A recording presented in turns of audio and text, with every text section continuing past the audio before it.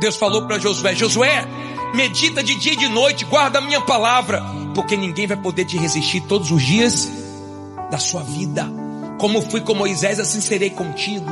Você quebra tudo que tiver na sua frente, porque a minha palavra é poderosa.